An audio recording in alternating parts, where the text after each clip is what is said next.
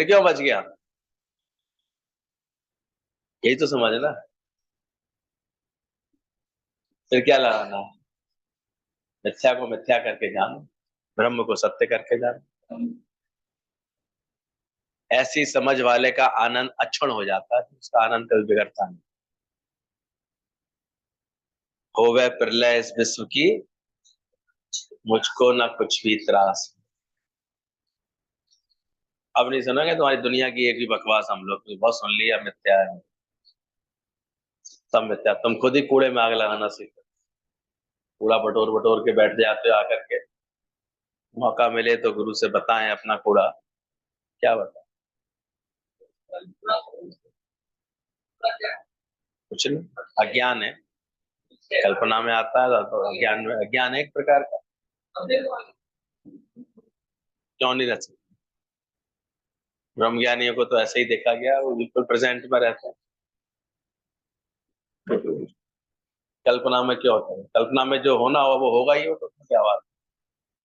समझ में आने वाली बात है, वो भी आई।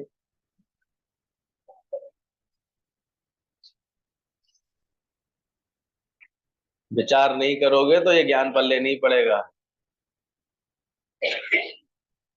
श्रवण, और श्रवण के बाद अगर मनन नहीं कर रहे हो,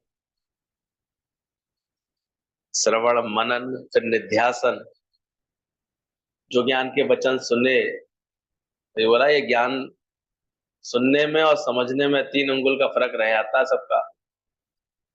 कान से सुन लेते हैं, अभी बड़ी अच्छी सुन ली सबने 15-20 मिनट तक, कैसे इतनी अच्छी, पर यहाँ गई, दिमाग में गई, 3 अंगुल का फर्क रह गया। कोशिश करो, उसको समझने की कोशिश करो। कैसे गुरु ने बोला है, क्या तुमने जाना ये मिथ्या है? तुमने खेल करके देखा? विलास में कितना अच्छा बता रहे थे, और जादूगर भैया हाल 2 मिनट में कागज के टुकड़े को 2000 का नोट बना देते हैं। कितना भी दिखाते हैं, क्या किसी को दिल करता है वो 2000 का नोट उनसे ले ले? ना वो देंगे, क्योंकि वो थोड़ी देर बाद तुम्हें उस 2000 को फिर से बैंक में भेज करके कागज का टुकड़ा बना देंगे। तो छुपा हुआ 2000 का नोट उनके पास था, वही तो दिखाया था उन्होंने। अब तो बंद हो गए खैर नोट, अब तो 500 का ही रह गया। इतनी लोगों ने ब्लैकमेल ही कर डाली कि बेचारे नोट को ही बंद होना पड़ा, इतनी दुर्दशा कर डाली। अगर देने बैठे यार जादू करो, ये लो 500 का तुम लो, 500 का तुम लो, अपनी बैंड बज जाएंगे, उसके दूसरे दिन शो नहीं दिखा पाएगा। तो उस समय मिथ्या लगता है कि नहीं, जगत उसका सारा मिथ्या है, बाजीगर की बाजीगरी। ऐसे ही ज्ञानी निश्चय करके जानता है ये जगत सारा क्या है, मिथ्या। जिसमें तू इतनी दुकान को सत्य मान के बैठ गया है, दुनियादारी को सत्य मान के बैठ गया है, एक हसीन सपना सा देखता रहता है, अभी मिथ्या जान यहाँ आया है, सत्य समझ। आश्चर्य है कि मैं चैतन्य मात्र हूँ, संसार इंद्रजाल की तरह है, इसलिए मेरी हे उपाधेय की कल्पना क्यों कर और किसमें हो। हे माने प्रिय और अप्रिय, उपाधेय माने ग्रहण की, उपाधेय माने, हे माने ग्रहण करना, उपाधेय माने त्याग करना। तो ग्रहण और त्याग की कल्पना मैं कैसे करूं? जनक ने तो ये निश्चय कर लिया, इसलिए जनक ज्ञानियों में गिने जाने लगे। बड़े प्रेम से कहते हैं, आश्चर्य है कि मैं चैतन्य मात्र हूं, संसार इंद्रजाल की तरह है, इसलिए मेरी इसमें हे और उपाधि की कल्पना क्यों करो और किसमें हो। जनक जी कहते हैं, मैं चैतन्य स्वरूप हूं और संपूर्ण जगत इंद्रजाल के तुल्य। ये इंद्रजाल मतलब माया जाल, इंद्र का यहाँ इंद्रियों से नहीं जोड़ के देखना, माया जाल। लक्ष्मी, जादूगर का शो जैसे चल रहा हो बहुत बड़ा, इंद्रजाल भी लिखते हैं जादूगर लोग अपने बैनर पे कभी कभी। इंद्रजाल मायावी संसार है नहीं, पर दिखाते हैं वो उसको ऐसा, ट्रिक से दिखाते हैं उसको। तो भगवान ने भी एक ट्रिक बनाई हुई है इतनी बड़ी, दुनिया रच करके इंद्रजाल बनाया हुआ। जब हम ज्ञान की समझ से भरेंगे अपने दिल और दिमाग को, तो ऐसा जैसे गुरु बोलता है वैसा वैसा हम मानने और समझने के लिए तैयार होते हैं। और जिसका भी मनमति खत्म करके गुरुमति के संसार चलता है, वो फिर धीरे धीरे जगत के सारे दुख सुख हालात बातों सबसे उपराम हो जाता है। क्यों? ब्रह्मज्ञानी को ये जगत कभी भी कोई विचलित नहीं कर सकता, परेशान नहीं करता। उसने जाना है इंद्रजाल, पासिंग शो है, पिक्चर है, 3 घंटे पिक्चर देखते हो, उसमें भी थोड़ी देर के लिए सब कुछ सत्य लगता है। लव अफेयर होते हैं वो सच लगता है, विलेन आता है वो सच लगता है, मार कुटाई होती है वो सच लगता है, मिलना बिछड़ना होता है वो सच लगता है। एक झूठी आस और जगा देते हैं अपने हिंदुस्तान में तो, कि हर दी एंड अच्छा होना चाहिए, तो एक दी एंड के सहारे बैठे रहते हैं पूरे 3 घंटे उसमें, कि एंड में तो अच्छा होगा, एंड में देखना ये हीरोइन ही इसको मिलेगी, एंड में देखना ये विलेन को मार डालेगा, विलेन अपना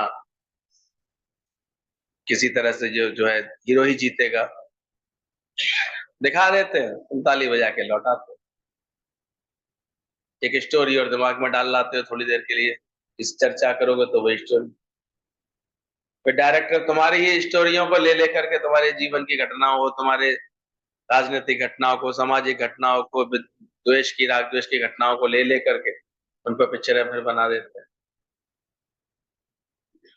फिर तुम उनको सच करके देखते रहते। मिथ्या समझने का तो कहीं कोई स्कोप दिख ही नहीं रहा मुझे, सिवाय गीता भगवान के 1 घंटे सत्संग समझने। इसलिए दिल लगा के सत्संग समझ लो, और कहीं नहीं समझ सकते इसके सिवा। कोई बताएगा दिन भर में? कितना अभ्यास तुम्हें पक्का करना पड़ेगा। जनक तो बोल रहा है ये बात, मैं चैतन्य स्वरूप हूँ, संपूर्ण जगत इंद्रजाल के तुल्य, मेरी सत्ता के बल और मेरी सत्ता से रहित प्रतीत होता है। ये संसार किसके आधार पर है? मेरी ही सत्ता, यानी मुझ आत्मा की सत्ता से। फिर भी मैं इसमें लिपायमान नहीं हूं, इस ज्ञान के साथ में रहता हूं।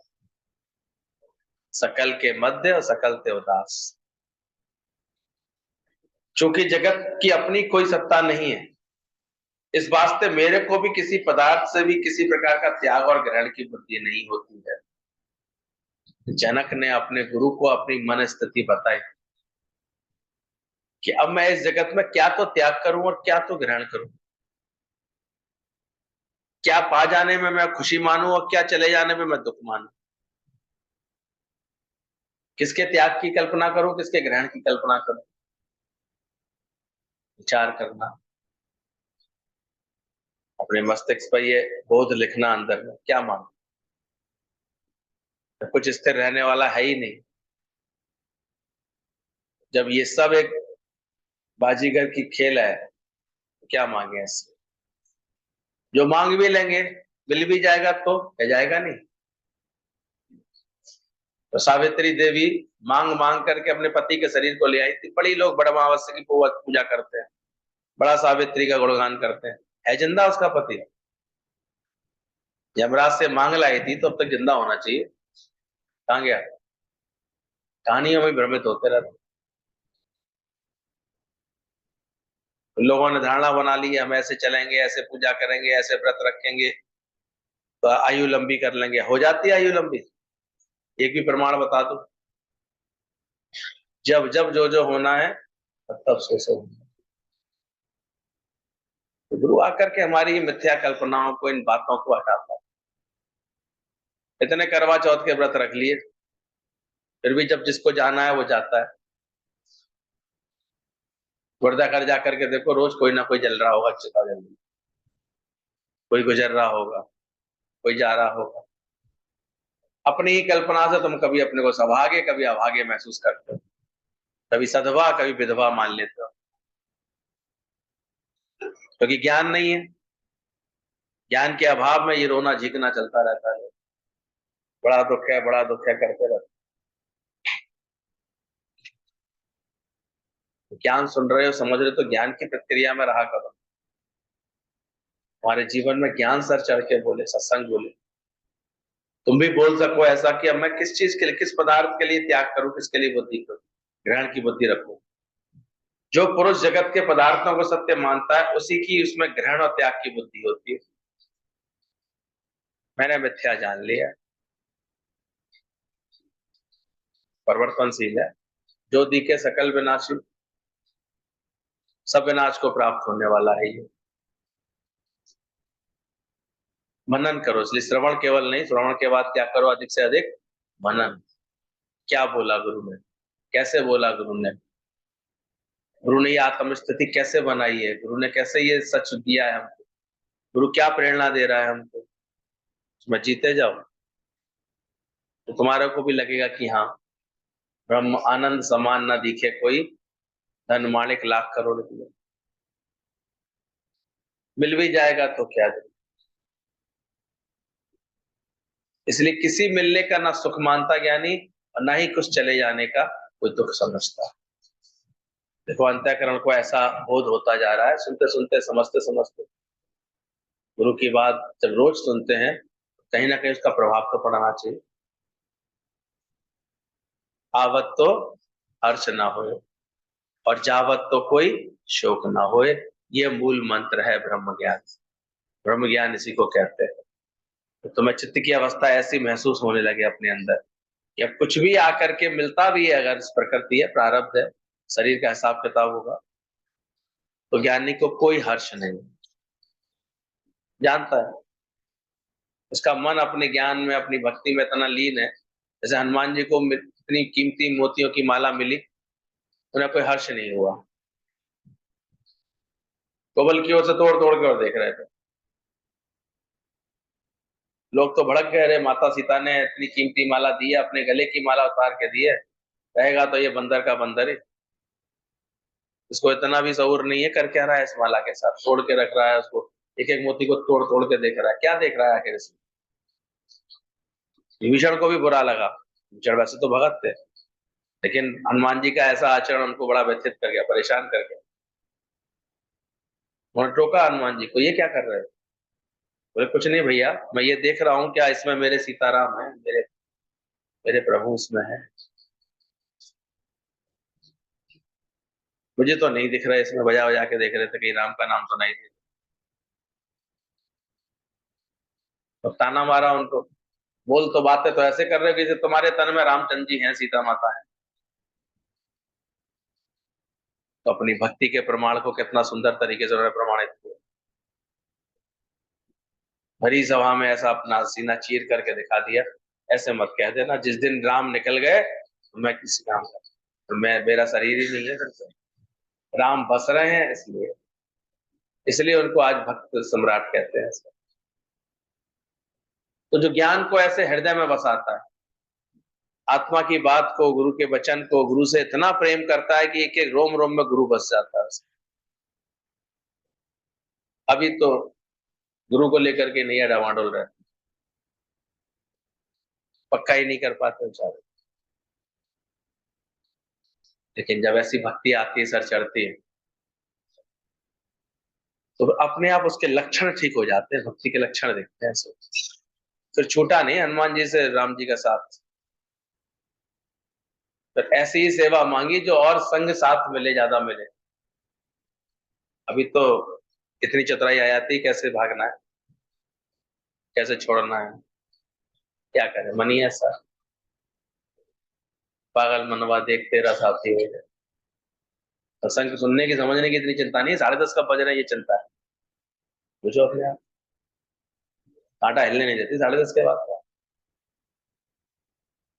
आना है जाना है, तो किसका महत्व ज्यादा है? विचार किया कर। कोई सुधबुद्ध भूल करके ऐसे पहले सत्संग को महत्व दे, इतना ज्ञान को महत्व दे। वो ये सत्संग करते थे तो सब भुलवा देते थे, इतना ज्ञान को महत्व तो दो पहले अंदर से। और काज तेरे कछु ना काम, मिल साथ संगत बच गए, तजिए ताहे कोट वैरी सम, यद्यपि परम सम। अगर जो हमारे परमात्मा के मिलन की, इस ज्ञान के अभ्यास की राह में जो जो बात, चाहे शरीर संबंधी बात, चाहे परिवार संबंधी बातें, व्यक्ति के संबंधी जो भी रुकावट अगर बनती दिखती है, बड़े प्रेम से त्याग कर देता है। त्याग दे उनको जो दुर्वासना भरे मन में। उन सारे भावों को जिज्ञासु बड़े प्रेम से त्याग देता है। वो आराम से जानता है जो मेरे प्रभु से मुझे जोड़ रही है, बस वही चेष्टाएं मुझे चाहिए, वही बस। तो जो भक्ति ऐसी करता है तो अलग क्या होवे, जगत जगत होवे, क्या त्याग करे। ये मेरी चीजें मैं त्याग करता हूँ, तेरी चीज तेरे से जुदा है तभी तो त्याग करता है। ये मेरी स्त्री है, मैं इसका त्याग करके जाता हूँ जगत में। तुम भी है और तुम्हारी स्त्री भी है, तुम त्याग भी करेगा? कैसे करेगा? इस अज्ञान को गुरु पहले छुड़वाता है। तो लोगों को ये लगता है ना, तो गृहस्थी का त्याग, अखबार भरा रहता है। देखो करोड़पति दंपति ने जो है जैन धर्म का त्याग कर दिया, त्याग की बड़ी महिमा करेंगे। सही ब्रह्म ज्ञान समझ में आएगा तो त्याग जैसी कोई चीज है ही नहीं। त्यागा क्या तुमने? कुछ है भी तुम्हारा तो तुम त्यागोगे? कुछ ब्रह्म से अलग है, तुमसे अलग कुछ है जो तुम त्यागोगे? कुछ त्यागने के लिए कुछ अलग भी तो होना जरूरी है। इसको इतनी सुंदर ब्रह्म ज्ञान की समझ आ जाती है, वो क्या त्यागेगा और क्या तो ग्रहण करेगा। जो तुमसे अलग हो तो तुम ग्रहण करो उसे। ये चीज मैं लेता हूं, ये बात मैं लेता हूं। जब सब तू ही तू है तो कैसे हम लोगों को इतने बड़े अज्ञान से गुरु छुड़ाता है। ये तो दुनिया में त्याग का कितना भारी अहंकार चलता है लोगों के पास। बड़े त्यागी हैं, बड़े बड़े सन्यासी हैं, बड़े ऐसे हैं। क्या त्याग हो? एक ब्रह्म ज्ञानी ही बिल्कुल तटस्थ रहता है। वो इतना अंदर से कहता क्या त्यागूंगा, क्या ग्रहण करूंगा। वो आत्मा की सुंदर समझ में इतना अंदर में तृप्त रहता है। तुम्हारी स्त्री कहां से आई? इसलिए वो इस भ्रम से प्राम हो जाता है। गार्गी जब सभा में आई रहे जनक के, तो जब भी कोई आता है शास्त्रार्थ के लिए ललकारने वाले होते हैं, तो उसमें एक शास्त्रार्थ करने का दम आ जाता है, उसके अंदर बात बात करने का दम आ जाता है। तो जब वो आई करने के लिए, और जनक तो अपने पूर्ण स्थिति में थे, उसने जैसे ही ये प्रश्न रखा है, प्रसंग रखा कि मैं यहाँ शास्त्रार्थ करने चाहती हूँ, इसी से जनक ने कर लिया कि अभी पूर्णता को इसने पाया नहीं। इसे बात बात करने का शौक क्यों है? इसे बहस करके सिद्ध करना चाहती है ब्रह्म को ही। उसी क्षण जो है जनक ने उसको एक बात बोली और वो परास्त हो गई। बालाकी पंडित के लिए बताते हैं, वो भी ऐसा शास्त्र पढ़कर चला आया था। अजात शत्रु पूर्ण बुद्ध भगवान के पूर्ण शिष्य थे, पूरी समझ के थे, इसलिए उन्हें देर नहीं लगी ब्रह्म की बात करने में। वो इधर उधर की बात करता रहा शास्त्रार्थ में। लास्ट में केवल अजात शत्रु ने इतना पूछा, तुम कौन हो? अब जो अपने नामाचार के लिए आया हो, लोग मुझे पहचाने, मैं कितना बड़ा बालाकी, मैं पंडित हूँ, ब्राह्मण हूँ, काशी से आया हूँ, सारा विद्या का पठन पाठन करके आया हूँ, उलझ गया 2 मिनट में। कहने लगा एकदम से, अरे मैं, आपको पता नहीं है, अपने परिचय दिया तो था मैंने आते। बोले महाराज अभी कुछ गड़बड़ लग रही। अब प्रपंच तो बड़ा अच्छा कर रहे हो कि ये भी ब्रह्म है, ये भी ब्रह्म है, ये भी ब्रह्म है, और जैसे ही मैंने पूछा आप कौन है, आप लड़खड़ा रहे हैं, आप समझ ही नहीं पा रहे हैं कि आप कौन है। कहते हैं बालाकी पंडित को तुरंत अपनी भूल का एहसास हुआ। उसने विचार किया, मेरे को मेरे गुरुदेव ने मेरे शास्त्रों में यही तो बताया सब ब्रह्म है, फिर मैं अपने बारे में बोलते समय क्यों अच्छा गया। कहते हैं बालाकी पंडित ने दूसरे दिन आया सभा में, तो हाथ जोड़कर जा शत्रु से बोला, मैंने अपनी भूल को स्वीकार किया है, और चूंकि जो भूल बताए वो गुरु होता है, तो मैं आपको अपना गुरु मानता हूं, आप मुझे ब्रह्म का ज्ञान दीजिए, आप मुझे सही बात समझाइए। शास्त्रों में ऐसे सुंदर सुंदर प्रसंग आते हैं, पढ़िए समझिए। अजातशत्रु बहुत होशियार था, वो जानता था इतनी आसानी से नहीं जाता है इनका। कहता है कैसी बात कर रहे हैं, मैं क्षत्रिय आप ब्राह्मण आप पंडित, क्या कभी क्षत्रिय किसी ब्राह्मण का गुरु हो सकता है? जब उसने कहा नहीं, मैं तो आपको गुरु मानूंगा कि आपने मेरी भूल पकड़ी है, उसी क्षण कहते हैं अजात शत्रु ने अपना सिंहासन त्याग दिया। बोले अगर आप मेरे शिष्य बनना चाहते हैं तो आप क्षत्रिय बनिए, मैं पंडित हूँ, मुझे पंडित समझिए। ऐसे होते थे पहले के ज्ञानवान लोग। उसे तत्क्षण अपना सिंहासन त्यागने में देर नहीं लगी, मतलब हट गया वो अपने इस भाव में आ गया, क्योंकि पकड़ा ही नहीं था। तो ज्ञानवान ऐसा होता है, ना कुछ ग्रहण है उसके पास, ना कुछ त्याग है। मैं ये त्याग कर रहा हूं ऐसा भी ख्याल नहीं आता उसके अंदर, या मैंने कुछ पकड़ा हुआ है ऐसा भी ख्याल नहीं। तो तुरंत उसको छोड़ के बैठा होता है, क्योंकि उसका किसी से लगावा नहीं होता, लगापा नहीं होता। हर एक भगवान बैठा है, सब अलग अलग है एक दूसरे से, किसी का किसी से लगापा नहीं है। तुम लगावा रख के बैठे हो, बस यही काटो तो ये सर्व त्याग हो जाएगा। सुनिए ना कितनी बात। सुकृत समझ ही नहीं पा रहा था, बाद में चौटाला ने यही एहसास कराया, ये जो अभी तक अपना मान के बैठे हो ना, अपने को देह मान के बैठे हो, यही तुम्हारे दुख का कारण है, यही तुम्हें पूरी शांति नहीं प्राप्त करने दे रहा। चाहे राज्य छोड़ा, स्त्री छोड़ी, सब छोड़ा तुमने, बाहर से त्याग की, नौटंकी तो अच्छी खासी कर डाली, लेकिन ध्यान रखना छूटेगा नहीं है तुम्हारा। तो जब तक ठीक से आत्मा की बात कोई नहीं समझ लेगा, तो सुन तो रहे हो बड़े अच्छे से, समझ रहे हो, ये मुख से बकवास निकलनी बंद हो गई है। मेरा बेटा, मेरी बेटी, मेरा घर, मेरी प्रॉपर्टी, मेरा ये किसी ने क्यों ले लिया, मैंने ऐसा क्यों चला गया, ये कैसे कब मिलेगा, भगवान कब देगा, सब निकलना बंद हो जाएगा। ऐसी पूर्णता और ऐसी शांति अंदर में आ जाएगी, ऐसा बोध आ जाएगा क्या मांगू कछु थिर नहीं। तो विचार करना, आसक्ति का त्याग ही सर्व त्याग है। बोला रेडियो इधर ही पड़ा है, लेकिन आज मैंने तुमको बिक्री कर दिया, तो कल तक हमारा था, आज मैंने सिर्फ बोला आज तुम्हारा है। पीछे उसकी चिंता करेंगे हम? तो ऐसे ज्ञानवान ने सब कुछ भगवान को बिक्री कर दिया। वो हर वक्त इसी अभ्यास में लगा रहता है, मेरा सब जल जाए और तेरा सब रह जाए। वो हर वक्त ऐसे ज्ञान के साथ रहता है, इसलिए मेरा मेरा जो भी जहां भी भाव आता है वो सब जलाता जाता है। और वैसे भी जब एक बार प्रकाश हो गया तो फिर वहां अंधेरा नहीं आता, तो हमेशा इस प्रकाश के साथ रहता है। अपनी सगी नहीं, देह को भी अपना नहीं कहता, इसको भी जानता है प्रभु ने धारण किया हुआ है, ये अपना खेल करने के लिए। बाजीगर का खेल है, जादूगरी का खेल है, इंद्रजाल का संसार है। इंद्रियों द्वारा ये जाल बना हो गया, इसलिए वो किसी भी बात से परेशान नहीं होता है। कोई भी चीज तुमको मिलती है, खुशी करता है। मूर्ख के बाहर से कोई चीज मिली माना जरूर आएगी, 10 गुना तुमको दुखी करके जाएगी।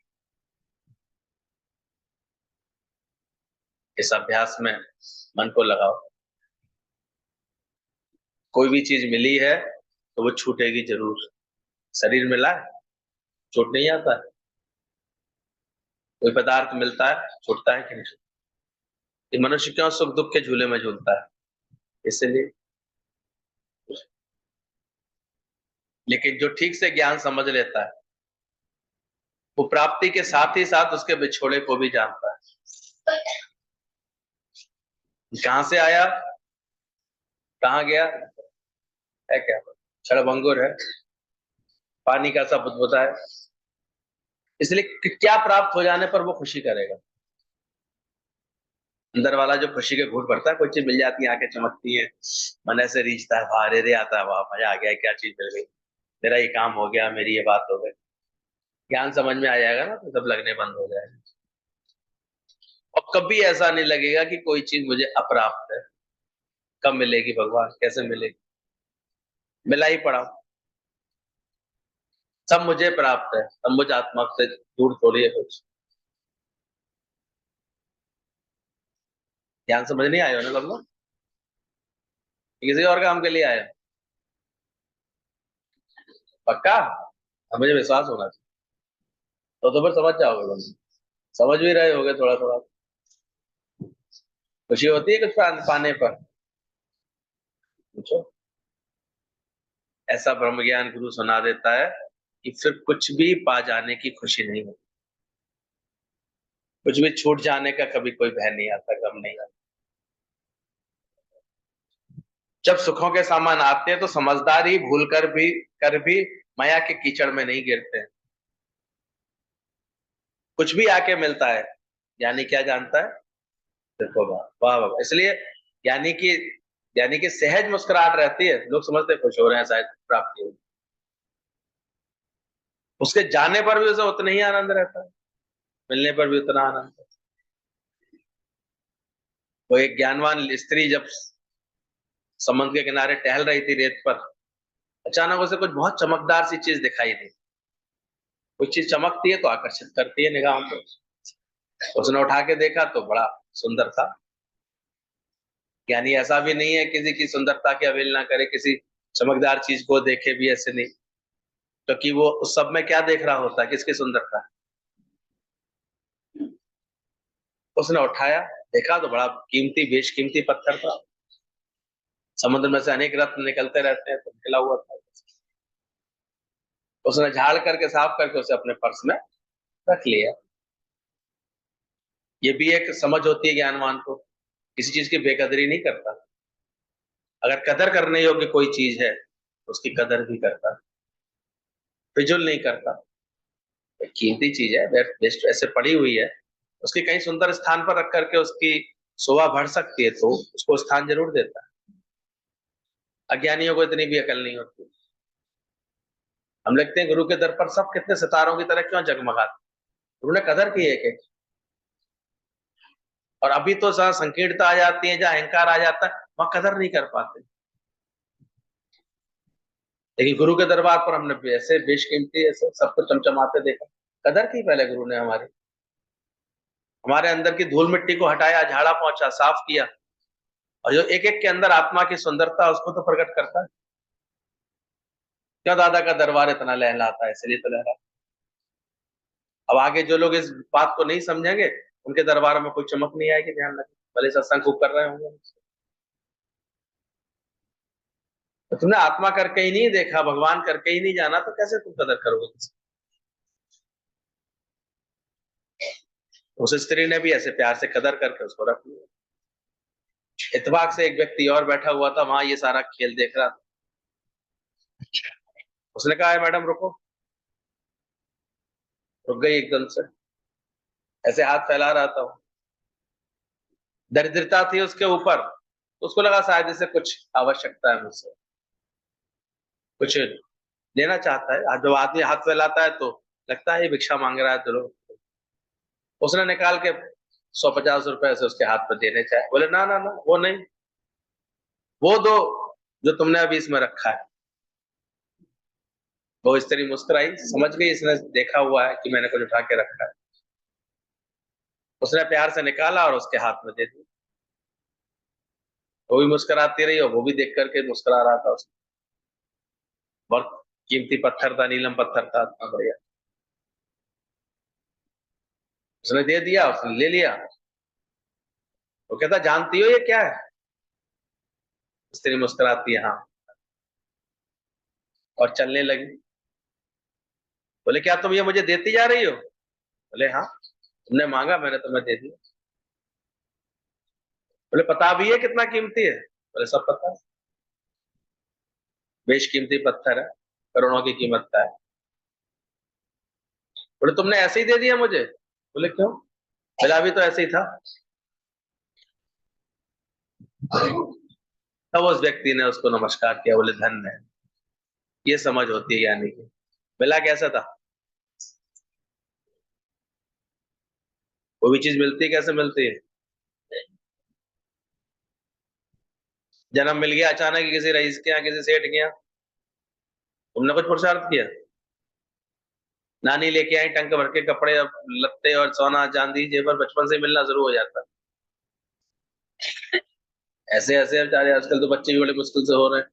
नानी ऐसे बेचारी रिया कैसे इतना देने की कोशिश करती है, चैन चैन भी दे दो उसके लिए, एक अंगूठी भी दे दो उसके लिए, ये भी दे दो, क्या करे, अपने समृद्धि भी दिखानी है उसको अभी से। नहीं दिखाते, नहीं मिल जाता। कितनी गिफ्ट, कितनी चीजें मिलती नहीं रहती बचपन में, बचपन से अभी तक। पर ज्ञानी जानता है ये सब जो है मिल भी रहा है तो जा भी सकता है। इसलिए वो कभी अगर छोड़ना पड़ता है तो बड़े प्रेम से छोड़ देता है, उसका मन नहीं चलता। यहाँ आए हो तो इसी काम के लिए ऐसा अभ्यास कर लेना। है मैं करके आए फिर रोते हुए अगर मेरे पास, तो समझ जाऊंगा इतने बेकार में इतने दिन अपने बेकार करे। कुछ टूट गया, कुछ चला गया, कुछ बिगड़ गया, मन तो नहीं खराब हुआ। विचार करते रहना। तो जब दृष्टि से तुम्हारे ना ग्रहण रह जाता ना त्याग रह जाता, तो जो भी सामान है वो माया के कीचड़ में नहीं गिरते हैं फिर वो, यानी उसको माया समझते हैं, माया कीचड़ है। तो कीचड़ से उपराम होके रहेंगे कि गिरेंगे उसमें, बताओ? गिरते नहीं है उस कीचड़ में, यानी माया के अट्रैक्शन में फंसते नहीं है, जगत की बातों में फंसते नहीं। वैसे वो लेडीज फंसी थी क्या उस चमकीले पत्थर में? कदर भी की उसने, समय पर रखा भी।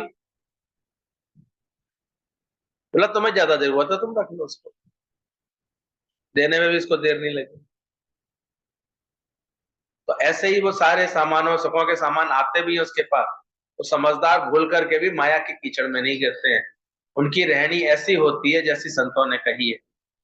वो फिर नम्रता रख के परमात्मा के सामने ऐसे हमेशा, कौन आया था, भगवान ही तो था, इसलिए जानते हैं इसको अच्छी तरह से। बोले जब सुख आता है बाहर से सुख मिला, किसी का प्यार मिला, किसी से प्रेजेंट मिली, कोई बेटा मिला, कोई धन मिला, कुछ ही मिला, वो बाहर से मिला, वो ये जानते हैं। और संतों की तरह फिर ऐसे रहते हैं नम्रता पूर्वक, यानी अपना कुछ नहीं मानते। उसका कोई अहम भाव उनके अंदर नहीं आ जाता, कुछ भी मिलता भी अगर उनको, चाहे किसी देश के या किसी विश्व के भी राजा बन जाए, तो भी उनके अंदर से नम्रता नहीं मिटती। उनके अंदर ये गुमान नहीं आता कि मैं कुछ हो गया, क्योंकि प्रारब्ध शरीर की मिल रहा हो, जाना होगा चला भी जाए, उसमें क्या होगा। ऐसी अपने चित्त बना लेना, ऐसा ज्ञान सुनने आए हो ऐसा बन जाए। और ऐसे ऐसी जब चित्त बन जाता है ना, तो भगवान कैसा भी खेल करता है, तो चेक करता है ज्ञानी की, ज्ञानवान को तो न जाने कितने सारी प्रकृति उमड़ उमड़ के उसको सुख देने लगती है। कभी दर्शन करें गुरु लोगों को, देखा करो कितना प्रेम मिलता है, कितना आनंद मिलता है। और वो हमेशा किस में रहते हैं? वो उसको प्राप्त करके कभी घबराते हैं? इतने लोग झुक रहे थे, नमस्कार कर रहे थे, प्रेम कर रहे थे, क्या वो घबरा रहे थे किसी बात से? वो अपना सहज प्रेम दे रहे थे सबको। ज्ञानी भी कहीं जाता है, किसी को बस प्रेम देने जाता है, उसका मान बढ़ाने जाता है, प्रेम देने जाता है, अभी मान पाने नहीं चाहता। याद ध्यान रखना, अगर ज्ञान आ जाएगा अंदर में, तो पाने वाला कॉलम ही खत्म हो जाता है। इसलिए उसके मुख पर सबकी प्रशंसा होती है, सब में ब्रह्म देखने की, भगवान देखने की उसके पास समझ होती है। तो समझना इस बात को, वो अटकता नहीं है। एक ब्रह्मज्ञानी के घर शादी थी बेटे की, तो अच्छा बताया अभी किताब ने, सुना था सबने। बेटे की शादी थी और वो क्या कर रहा था, कफन सिल रहा था। अब ब्रह्मज्ञानी के मिलने गया तो देखा वो कफन सिल रहा था। उसने कहा ये क्या कर रहे हो, ये तो बड़ा अपशगुनी काम है। शादी की इधर तैयारियां चल रही हैं तुम्हारे यहाँ, बेटे की शादी है रात को आज, और तुम यहाँ बैठ करके सुबह सुबह कफन सिल रहे हो। बोले नहीं, मैं जानता हूँ इस बात को, ये शादी करके लौटेगा तो ये मर जाएगा, मुझे इसकी होनी पता है, तो पहले से एक व्यवस्था करके जा रहा हूँ। बोला तुमको पता है ये बात, ये लौटेगा और मर जाएगा, आज शादी करेगा कल मरेगा ये, इसलिए कफन बना रहा हूँ। उस आदमी ने बोला ये मर जाएगा तो फिर शादी क्यों कर रहे हो उसकी? तो ब्रह्मज्ञानी ने बोला शादी होने वाली है, ऐसा ही होगा, ये सब ड्रामा है, फिक्स है सब। तो तुम जानते हो ये मर जाएगा तो फिर इसकी शादी क्यों होने दे रहे हो? उसने आश्चर्य किया, फिर क्यों करने दे रहे हो? बोले ड्रामा है, मैं किसी ड्रामे को बदलता नहीं, ड्रामे को देखता हूँ उसके। अज्ञानी क्या करते हैं, अगर ऐसी बात पता लग जाए, दुनिया में देखो कोई बात इधर उधर की पता भी लग जाए ना तो बने बनाए संबंध तोड़ देते हैं लोग। हैरानी हुई मुझे, अच्छी खासी तब तय हो गई बात, सगाई हो गई, सब हो गई, बस लड़के के मुख से इतना निकल गया कि क्या तुम फिरोजाबाद नहीं रह पाओगी कभी, जब देख तो वो सपने देख रही थी, हमेशा बात करती थी वो दिल्ली में ये करेंगे, गुड़गांव में ये करेंगे, ये करेंगे। उसने कहा अब आजकल तो कुछ भी पता नहीं जॉब का, वर्क फ्रॉम होम करना पड़े तो क्या, फिरोजाबाद में तो घर है हमारा, वहां रह सकते, रहना पड़ेगा। कितनी सी बात पर उसने खत्म कर दिया, तो जिसका कोई भरोसा नहीं, जो कहीं ले आके मुझे फिरोजाबाद में नहीं कैद कर दे। बताओ ये तो हालत है, ये शादी करने लायक है आजकल की लड़की, चूल्हे में जाए।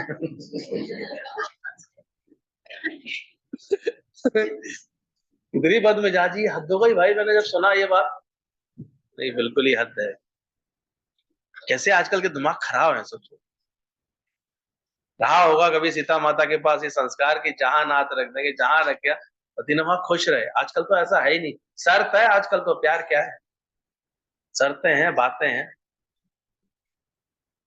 खत्म कर दिया उसने, खेल ही खत्म हो गया। नहीं वाह भाई भाई, बाद में पता लगा क्या कारण था, ये छोटा सा कारण था, फिजूल की बात, मैंने कह भी क्यों दिया तूने? बोले मैंने तो ऐसे ही कह दिया था कि आजकल वर्क फ्रॉम होम करना ही पड़ता है, कभी कभी तो महीने 2 महीने रहना भी पड़ता है, मैंने कहा आगे सावधान रहिए, और दिमाग खराब है आजकल तो, शादी नहीं कर वही अच्छा है। दवा नहीं पाया, गारंटेड बात है, ऐसी बैंड बजाने आ जाती हैं आजकल तो पूरी तरह से, और रो रो के दुनिया को दिखाएंगे हम बहुत पीड़ित हैं, बहुत पीड़ित। ध्यान रखना, वो जैसे शादी, बोले कल मर जाएगा तो चेंज क्यों करें? सचमुच वो शादी करके आया, घोड़े पर चढ़ा और बाहर ही मर गया, तो उसी कफन में उसको उठाया गया। यानी हंसता है, शांत है, मौन है। किसी ने कहा ये क्या हुआ, ब्रह्मज्ञानी ने बोला ये भी अच्छा ही हुआ, सब ठीक ही हुआ। ज्ञान की क्या पहचान है? सब ठीक है, सब ठीक है, ये मंत्र दे दिया और उसकी रजा में राजी रहना सीखा। अरे भाई कोई चीज देखते ही देखते तो आंखों में बसेगी, बड़ी मुसीबत हो जाती है आजकल। ऑल परफेक्शन कैसे मिलेगा कहीं भी किसी भी चीज, पर यह है कि मन है ऐसा, ज्ञान के बाद ये सब सही संतोष आता है, सही बात समझ में आ जाती है। ज्ञान की किसी की प्रकृति हो जाती है तो उसको तो जो फूल गिरता है उसको बड़ा अच्छा समझता है, जो जीवन में साथी मिलता है उसमें बड़े अच्छे गुण देखता है, गुण ग्राहक दृष्टि हो। क्या करे आजकल इतने तनाव से भरे रहते हैं, तो कौन सा थैला आगे लटका लिया उन्होंने, दूसरों की अच्छाई वाला बुराई वाला, झुंझला क्यों रहा था वो, कौन सा थैला आगे था, दूसरों की बुराई वाला। तीन लोग, कल अपना अच्छा दृष्टांत पुराना याद आया कि कैसे तीन पथिक थे, रास्ते चलते हुए एक धर्मशाला में आकर के रुके, एक मंदिर था वहां पर, मंदिर में एक संत बैठा हुआ था, वो तीनों की हरकतें देख रहा था। तीनों ने झोले उतार के खूंटी पर टांग करके, एक तो गालियां देता हुआ बैठा, क्या भगवान इतनी धूप कर रखी है, इतनी तकलीफ है, इतनी दिक्कत है, बहुत खराब, दुखी होके बैठा। दूसरा भी थोड़ा थका हुआ, परेशान, निढाल होकर के बैठा। लेकिन तीसरा वाला था बड़े शुक्राने का था, वाह प्रभु, कैसे हमारे लिए रास्ते में ये धर्मशाला मिल गई आराम करने के लिए, कैसे देखो यहाँ इतना बढ़िया कुआं भी है, ठंडा पानी भी मिल जा रहा है, कैसे यहाँ भगवान के दर्शन भी हो रहे हैं, कितने शुक्राने भगवान, वो शुक्राने करते हुए बैठा। तो संत तो होते ही हैं। तीनों जब बैठे थोड़े सुस्ताने लगे, खाना पीना खा लिया उन्होंने, कहते एक बात बताओ, मैं एक बात समझना चाहता हूँ, तुम तीनों मुझे बताना, मैं तुमको दो दो थैले देता हूँ, जैसे तुम ये दो थैले लाए हो ऐसे ही दो थैले, तो तुम कैसे यात्रा करना पसंद करोगे? उन दो थैलों में एक में जो है दूसरों की बुराइयां भरी हुई हैं, और दूसरे थैले में सबकी अच्छाइयां, दूसरों की अच्छाइयां भरी हुई। तो तुम कैसे रखना चाहोगे इनको अपने, कैसे लटकाना चाहोगे, कैसे चलना चाहोगे? पहला वाला बोलता है इसमें क्या बात है, बुराइयों वाला थैला ही आगे रखूंगा, सबकी बुराइयों से बचना भी तो है मुझे। पता नहीं कब कौन धोखा दे दे, कब कौन ऐसे दिक्कत दे दे, कौन सी बात दे दे। तो मैं तो दूसरों की बुराइयों वाला थैला आगे रख, भलाइयों वाला पीछे रख। दूसरा वाला बोलता है भैया मैं तो दोनों ही थैले समझदारी से रखूंगा, कभी कभी भलाई देखूंगा, कभी बुराई देखूंगा। तीसरा वाला बोलता है कि मैं तो अच्छाइयों वाला थैला आगे रखूंगा सबकी, और बुराइयों वाला थैला पीछे रखूंगा, और उसमें भी क्या कर दूंगा, छेद कर दूंगा, सुआ मार दूंगा, ताकि उसकी बुराइयां धीरे धीरे गिर के खत्म हो जाए। बुराइयां लेके क्यों चलूं मैं सब? संत हंसने लगा, बोला हंस क्यों रहे हो आप? बोले मैं समझ गया, मैं तब से विचार कर रहा था कि तुम तीनों ने तीन तरह की प्रतिक्रिया क्यों दी थी अलग अलग, क्योंकि तीनों एक साथ चले थे, एक सी यात्रा करके आए हो, तो तीनों के मन के भावों में ऐसे इतने अंतर क्यों हैं? अब मुझे समझ में आ गया। बोले क्या समझ में आ गया? बोले तुमने बैठते ही यहाँ पर गाली दी थी, भगवान को उल्टा सीधा बोला था, कोसा था, अपनी किस्मत को कोसा था। तुम वही हो जो हमेशा दूसरों की बुराई का थैला क्या करता है, वही हो। कौन सा थैला आगे रखते हो? ध्यान रखना, जैसे ही हमारा मन दूसरों की बुराइयों का थैला आगे रख लेता है, तो कल अच्छी लग रही थी बात, फिर वो लोग जो जहमत में जीते हैं, तो शिकायतों से अपने मन को भर लेते हैं, तो किससे जीते हैं फिर वो? जहमत में जीते हैं। सारे समय उन्हें झंझट लगता है, हर बात में उन्हें दुख दुख लगता है, हर बात से भागने का मन करता है, हर बात उन्हें बहुत बुरी लगती है, हर एक का व्यवहार उन्हें लगता है ऐसे कि मुझे ये कष्ट दे रहे हैं, तकलीफ दे रहे हैं। कोई ऐसे प्यार में भी बोल रहा होगा ना, तो उन्हें बड़ा कष्ट का नहीं, खराब बोल रहे हैं। हर एक की तुलना करते रहेंगे ऐसी खामा खा। सत्संग में बैठ करके भी ये सिद्ध करते रहेंगे, देखो ये ऐसे सत्संग करते हैं, ये ऐसे करते हैं, ये ऐसे हैं, ऐसे। यहाँ भी सब एक दूसरे क्या देखते रहेंगे, और खुद भी कुड़कुड़े होते रहेंगे, चिड़चिड़े होते रहेंगे। तो शिकायत वाला किस में जीता है? और जो है कर्ता भाव वाला, वो मेहनत में जीता है। वो हमेशा कर्म करता हुआ, कार्य करता हुआ, मेहनत से करता हुआ ऐसे दिखेगा, ये करना है, ये करना है, आज ये करना है, आज ये करना है। दिन भर कुड़कुड़ चलती रहती है उसके अंदर। शिकायत वाला जहमत में जीता है, कर्ता भाव वाला मेहनत में जीता है। लेकिन जो सच्चे गुरु के बच्चे होते हैं, जो ज्ञानवान बच्चे होते हैं, वो हमेशा प्रभु की रहमत में जीते हैं। वो हर बात में प्रभु की रहमत समझते, प्रभु तेरा लख लख शुक्राना, जीवन ऐसा बना। उनके मुख से हमेशा शुक्राना। बोले जब हम कौन सा थैला आगे लटका लेंगे, जब वो शिकायतों वाला, तो ऐसी हमारी मन की स्थिति हो जाएगी। मिक्स भी कर लेंगे तब भी मन को पूरा चैन नहीं मिलेगा, कभी गुण देख रहे हैं, कभी अवगुण देख रहे हैं। लेकिन जो अज्ञानवान होंगे, तो हर एक की कौन सा थैला आगे लगाएंगे, हर एक की अच्छाइयों का थैला, और बुराइयों में भी क्या कर देंगे, किला। इसलिए वो जहां बैठेंगे हमेशा कौन सी बात करेंगे, किसी की प्रशंसा, किसी के गुणगान, किसी की भलाई, किसी के, उनकी दृष्टि जाएगी ही अच्छाइयों पर, हर एक मन ही उनका ऐसा बन जाएगा। तो हर वक्त क्या कर रहे होंगे वो, शुक्राना होगा मन के अंदर, तो हर जगह क्या देख के आएंगे, ये तो हर जगह से संबंध खराब करके मन बिगाड़ के चले आएंगे लोग। सालों बाद भी कहीं जाएंगे ना, तो सुख नहीं पा पाए। क्या करे, मन ने क्या देखे, ढंग से पानी भी नहीं पूछा, ढंग से बात भी नहीं की, ढंग से बैठाया तक नहीं। तो ये चाहना से भरा हुआ है ना मन उनका। देख लिया उन्होंने, बस बुराइयां देख ली, खराबियां देख ली। तुम बड़े कब कहलाओ यार, वो तुम अच्छे कब कहते, तुम उसकी भलाई दिखाते, अच्छाई कराते, कोई तप रहा है उसको तुरंत शीतलता दे आते। कोई ऐसी बात कराते उसको हिम्मत मिलती, उसे ऐसा एहसास होता है ये मेरे सुख दुख को पहचानते, तभी तो अच्छा समझता था। कैसे समझता था?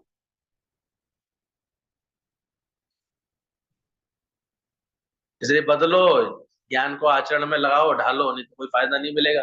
सत्संग में कितना भी आके बैठ जाना, पर ये गलतियां हो रही हैं तुम्हारे जीवन से, तो सब फिर वहीं गुड़गोबर हो रहा है वहीं पे। इसलिए सालों साल आने के बाद भी जब जब मैं देखता हूँ उनके स्वभाव में अभी भी यही बात है, तो इसलिए बेचारे सुख नहीं पा पा रहे। कमियां देखना, बुराइयां देखना, खराबी देखना, अपनी सुख बुद्धि रख के बैठना। कभी हम देखते हैं बेचारा कर भी रिया है और मर भी रिया है, तो और ज्यादा दुर्दशा हो जाती है। करता भी है सबके लिए, मरता, लेकिन क्या करे, चिंतन अगर उसका सही नहीं है ना तो खुश नहीं रहता। सबसे पहले क्या बदलना है? अपने ख्याल को बदलना है, उसको ठीक करना है बस। तो ब्रह्मज्ञानी इस माया के कीचड़ में गिरता नहीं है, कुछ भी मिलता है उसमें वो अटकता नहीं है।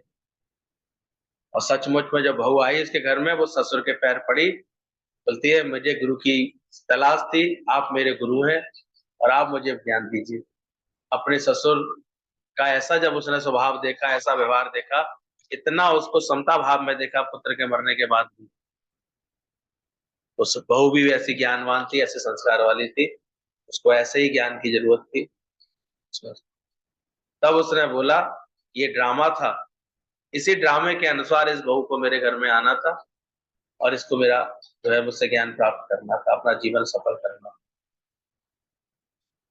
तो ड्रामा कैसा भी बना होता है, यानी ड्रामे को ड्रामा करके देख रहा होता है, साक्षी भाव से देख रहा होता है। आजा श्यामा किसी बहाने, तो कोई भी बहाना बन सकता है, कभी मिलन का, कभी बिछोड़े का, कभी घटना का, कभी दुर्घटना का, कभी अच्छाई का, कभी बुराई का। तो हर बात में ज्ञानी क्या समझता है? आजा श्यामा किसी बहाने, वो किसी बहाने उसका परमात्मा ही उससे आके मिलता है, वो कभी भी इस भ्रम में नहीं रहता। वो हर बात में जानता है परमात्मा ही किसी न किसी बहाने, भगवान ही आके मिलता है। और इसलिए दुखों को दुख दारू है उसकी नजर में, कि दुखों में अगर चोट खाई ना होती तो प्रभु तेरी याद आई। तो दुख कितने अच्छे बहाने हैं जो हमें किससे मिलाते हैं। बलिहारी व दुखन की, जो हरि का नाम रटाए। कष्ट आ जाते, संकट आ जाते, क्या निकलने लगता है मुझसे? राम राम राम, हे प्रभु हे।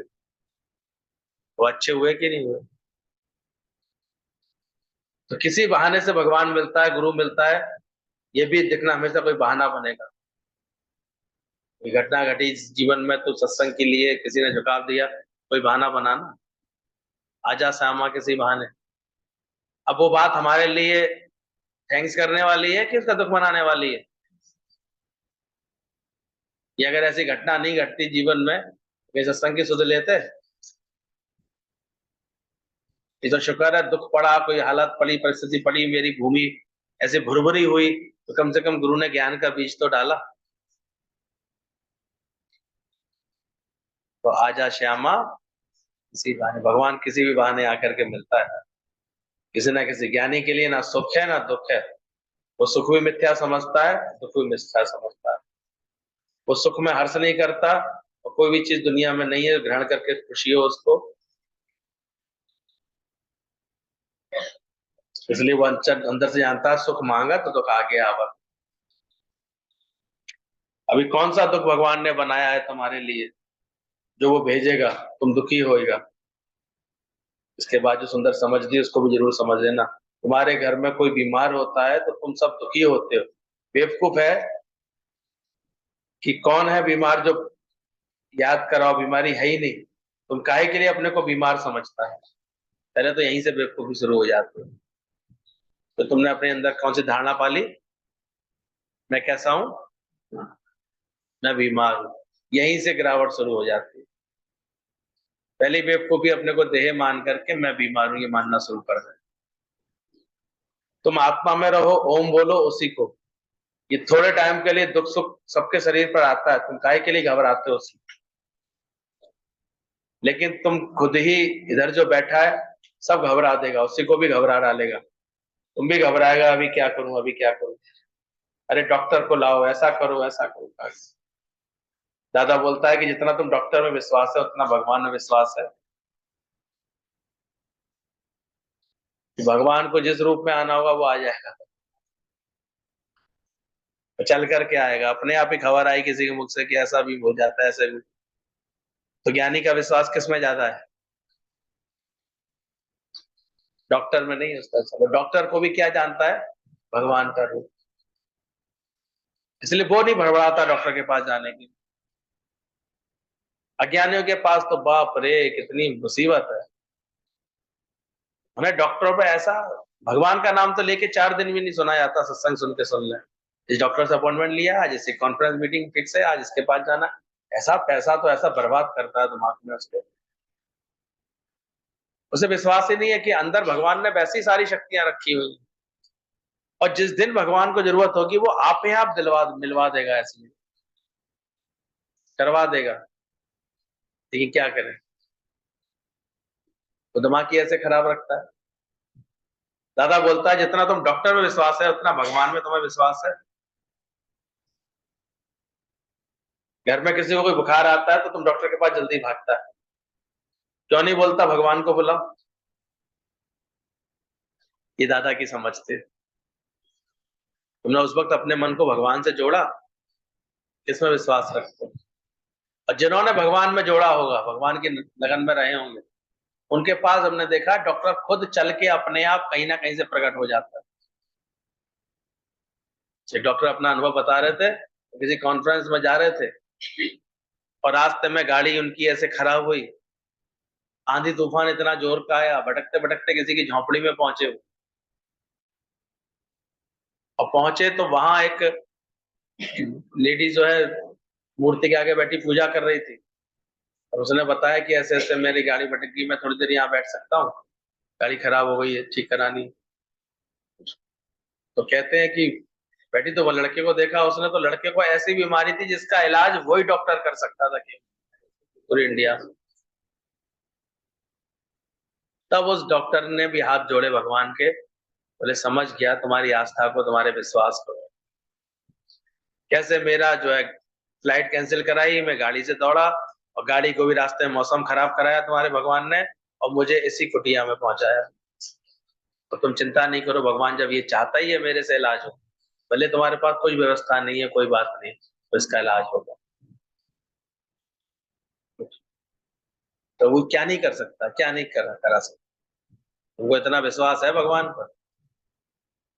तो दादा कहते थे जितना तुम्हें डॉक्टर में विश्वास है उतना भगवान में विश्वास है।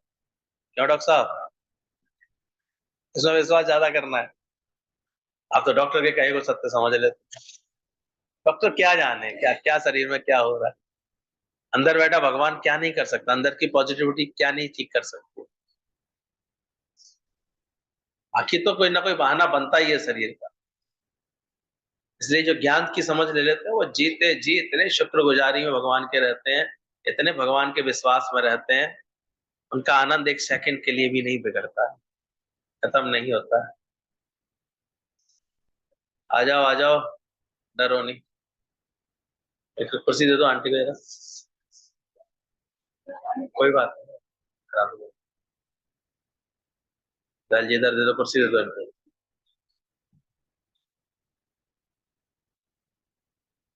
यहाँ तक बोल दिया दादा ने। दादा रोज बोलते थे तुम ऐसा बेईमान है, तुमको डॉक्टर में विश्वास है, भगवान में विश्वास नहीं है। उसी टाइम तुम किसके पास दौड़ेगा? वो डॉक्टर में विश्वास है कि भगवान में विश्वास है? तो रघु शांति वाली क्या बोल रहे हो? किसमें विश्वास है? ध्यान रखना, डॉक्टरों के भरोसे मत रहना। एकदम से कोई बीमार होता है तुम्हें डॉक्टर याद आता है, भगवान क्यों नहीं याद आता? यहाँ तक बोल दिया डॉक्टर तो आएगा, कोई ना कोई उल्टा पुल्टा जो है इंजेक्शन दे करके तुम्हें मार के जाएगा। ज्यादातर लोग कहाँ मरते हैं? कहाँ मरते हैं?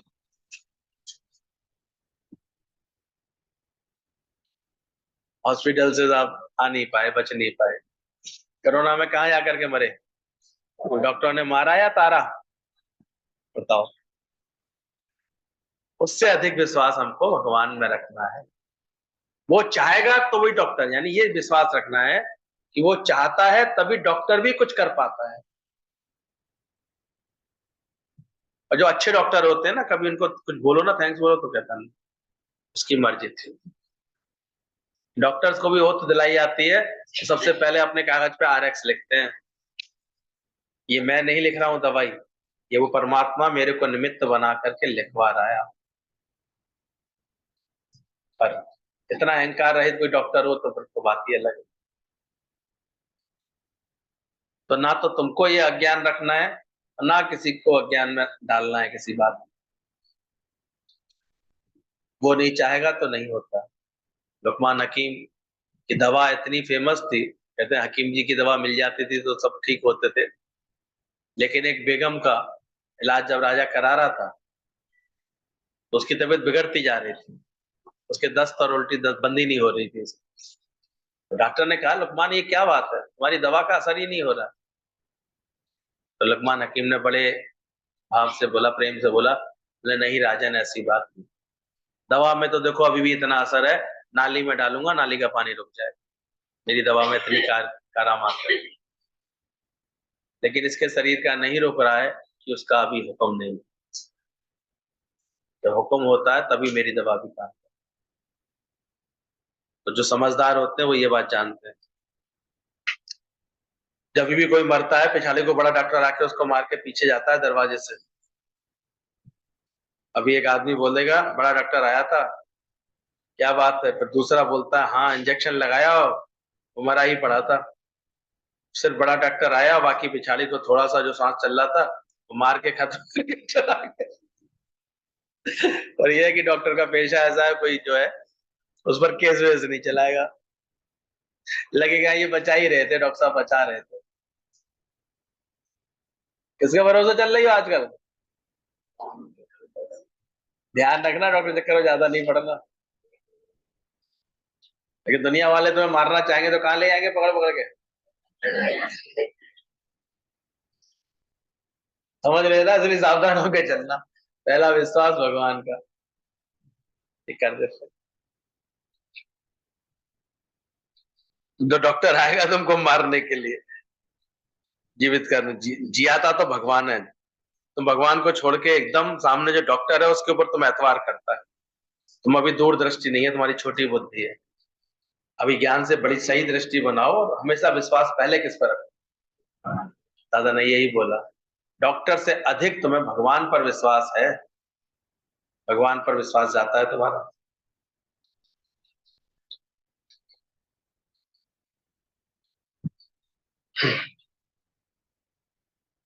तुम अभी भी ये बोलेगा डॉक्टर आया ये ठीक करके गया, फलाना आया मेरे को खिला के गया, और कभी तुम्हारी ये दूरदृष्टि आती है कि सब रूपों में कौन करता है।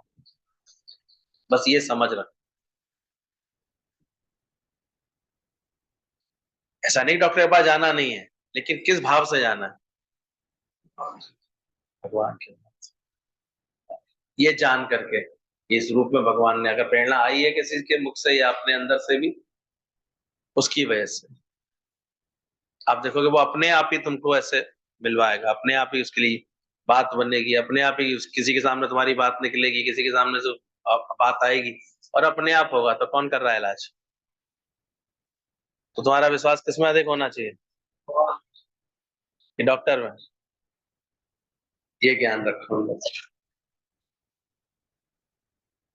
डॉक्टर तो अंदर ही अंदर शर्मसार होता है कि मेरे तो हाथ में कुछ भी नहीं है।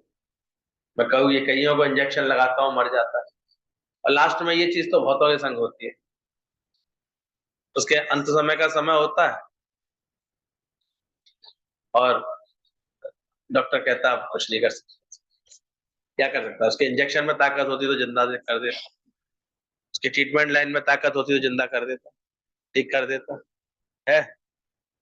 तो उससे अधिक विश्वास किसमें रखना है? या समझना भी है, समझा देना अच्छी तरह से आकर के। कितने बेवकूफ है जो डॉक्टर के ऊपर विश्वास रखते हैं, भगवान के ऊपर नहीं रखते। उसी टाइम भगवान याद नहीं आता है।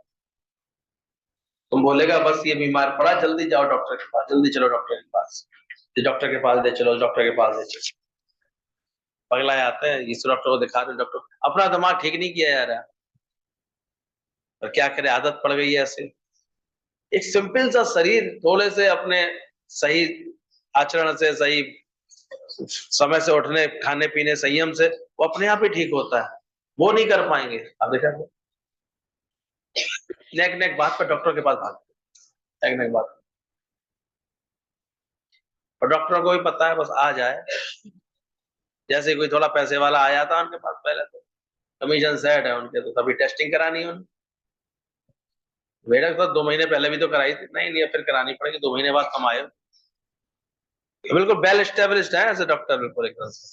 उनके पास जब जाओ वो पूरा पूरा कम से कम पहले तो 3-4 हजार की टेस्टिंग कराएंगे, जिसमें उनका 1000-1500 सेट हो जाएगा।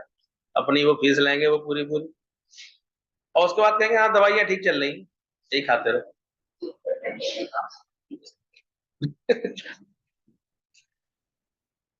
लेकिन मन को जो अच्छा रख लेता है, मन चंगा, इसको रोज ये ज्ञान का अभ्यास करने का शौक होता है, रोज अपने जीवन में एक्टिव रहने का शौक होता है, पॉजिटिव रहता है, तो वैसे ही ठीक रहता है।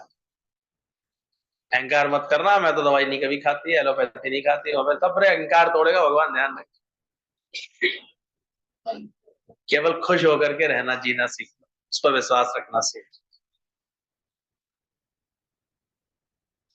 तुम सीधा भगवान के क्यों नहीं विश्वास रखता? तड़का तड़का जल्दी डॉक्टर के पास जाता है। कुछ ऐसे केस देखे होंगे गीता भगवान ने बहुत सारे लोगों को, और होता है बुढ़ापे में तो इतनी ज्यादा आदत पड़ जाती है डॉक्टरों की। नेक दर्द हो रहा, आंख में भी, कहाँ बैठे लाइन में लगे बैठे डॉक्टर। तो हुआ क्या था? कुछ नहीं, बस दिखानी थी। क्या कर, टाइम नहीं पास होता। बचपन में होमवर्क, जवानी में होम लोन, और बुढ़ापे में होम एलोन। यही तो दुनिया और है क्या? नहीं तो करो अनुलोम विलोम, तो कम से कम बुढ़ापे तक आते आते प्राणायाम वाणायाम समझ लेते हैं, करते रखते हैं, तो देखो फिट रहता है, तो सब मस्त है। करते हो रोज, अच्छे से करना चाहिए। नहीं तो यही चलता है, जीवन है क्या? बच्चे से पूछ रही थी वो टीचर कि जीवन क्या है? बोले बचपन में होमवर्क, जवानी में होम लोन, बुढ़ापे में होम एलोन। यही देखा उसने, यही जीवन है।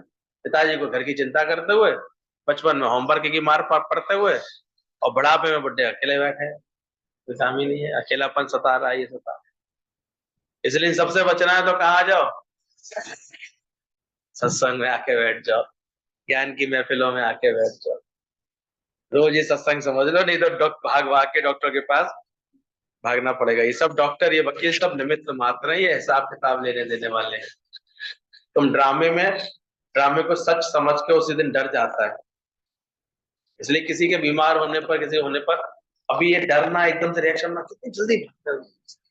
कितनी जल्दी मन परेशान करने, धीरज तो रखो।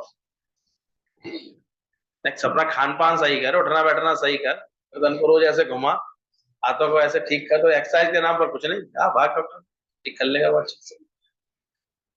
कितना ठीक कर लेगा, चिंता अलग पाल ली है। इतनी तो अकल आती नहीं, जो दे रहा जितना देगा उतना ही देगा, किसी भी जगह भटक ली, देखे कितना मिल जाता है। तो घर बुला के देता है जितना देना चाहता है, जहां से पहुंचाना है वो वैसे ही पहुंचाता है। और समझदार लोग, बेवकूफ लोग क्या करते, सबसे पहले क्या छूट जाता है उनका? सत्संग का नियम। जो एकमात्र उनके जीवन में एक अच्छाई थी कि सत्संग करते थे, वो सबसे पहले छोड़। क्या फजीते होंगे दुनिया में जाकर, क्या मिलता है जगत से। गुरु भी शुरू शुरू में तो सही समझाता, लेकिन बाद में कहता आपसे भगत है तो क्या है? ज्ञान की लगन तो है, सत्संग की लगन।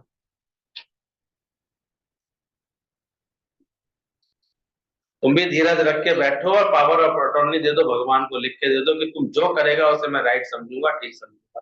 ऐसी स्थिति बनाओ अपने मन की, जो बात आएगी मैं उसको सही समझूंगा।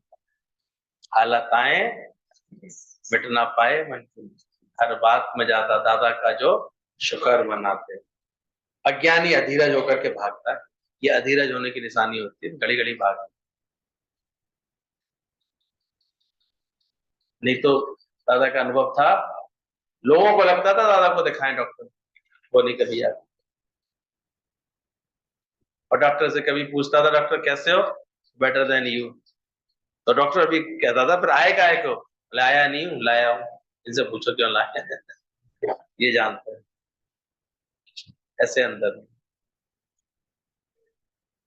दृष्टा साक्षी बन के बैठ जाओ, कोई तुम्हारे पास रह रहा है, तुम उसे ज्ञान से सेवा कर रही है, सत्संग समझा पाई थोड़ा बहुत, क्या कर लेगा।